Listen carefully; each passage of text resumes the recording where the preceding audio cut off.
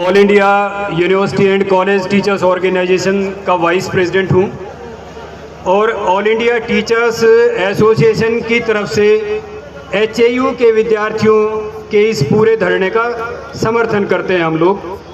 मैं पहले भी आपके बीच में आया था प्यारे बच्चों, और उस समय भी हमने ये कहा था कि कोई शिक्षक इस तरह का काम नहीं कर सकता जैसा एक शिक्षक ने यहाँ पे किया, और कोई वाइस चांसलर भी वैसा काम नहीं कर सकता कि जिन्होंने ऐसा काम किया विद्यार्थियों पे उनको शील्ड करे, उनको प्रोटेक्ट करे। और उससे आगे कोई सरकार भी ऐसा काम नहीं कर सकती जो सरकार यहाँ पे कर रही है। कुछ 2 दिन की बातचीत आपके बीच में हुई और वो बेनतीजा रही।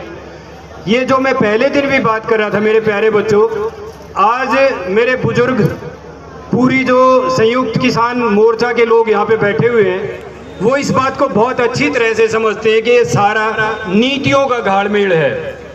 जैसे किसान आंदोलन आपने शुरू किया क्योंकि किसानों के खिलाफ एक एक्ट आया, उसी तरह से हिंदुस्तान की सरकार, ये जो विद्यार्थी बैठे हुए हैं, इनके खिलाफ भी एक एक्ट है जिसको 2020 में बिना पार्लियामेंट में पास किए इन्होंने लागू किया हुआ है। और उस एक्ट का परिणाम ये है कि इनका स्टाइफंड चला गया। उस एक्ट का परिणाम ये है कि इनकी स्कॉलरशिप चली गई। उस एक्ट का परिणाम ये होगा कि हॉस्टल फीस भी इनको ज़्यादा देनी पड़ेगी, मेस फीस भी ज़्यादा देनी पड़ेगी, सारे काम इनको करने पड़ेंगे। और उस एक्ट का परिणाम ये है कि हरियाणा की सरकार ने यूनिवर्सिटीज़ को ग्रांट की बजाय लोन देना शुरू कर दिया है।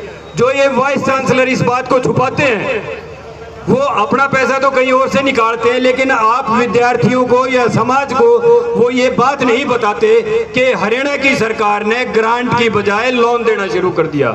जैसे जैसे लोन बढ़ेगा, 1000 करोड़ पे, 2000 करोड़ पे, एचएयू के पास जमीन बहुत है, कोई प्राइवेट या आदमी यहाँ पे आएगा, अडानी आके इसकी बोली लगाएगा, इतने एकड़ जमीन, इतना इंफ्रास्ट्रक्चर, इतने टीचर, इतने विद्यार्थी, और इसको ले जाएगा, लोन उतारेगा और इस पूरी यूनिवर्सिटी को ले जाएगा। ये सरकारों की एक चाल है, ये आपको समझनी पड़ेगी। मैं उस दिन भी यही कह रहा था कि NEP 20D0 को पढ़ लो मेरे प्यारे बच्चों, नहीं तो ये देश जो है जिस दिशा में जा रहा है वो दिशा आप सभी लोग समझते हैं। किसानों ने हमसे पहले समझ ली, विद्यार्थी और टीचर्स पे ये अब आई है। हम इसलिए आपके साथ खड़े हैं कि ये इंस्टीट्यूशन अगर बंद होंगे तो टीचर भी घर पे जाएगा। वो टीचर मूर्ख था जिसने आप पे लाठी बरसाई, उसको ये समझ में नहीं आई कि उसकी नौकरी बहुत है। अगर विद्यार्थी कैंपस में नहीं होंगे तो टीचर भी नहीं होगा। इसलिए पूरी टीचिंग फ्रेटर्निटी का आपको समर्थन है। आप लोग इस पंचायत में जो भी फैसला करेंगे, टीचर्स की जो भी जिम्मेदारी लगाएंगे,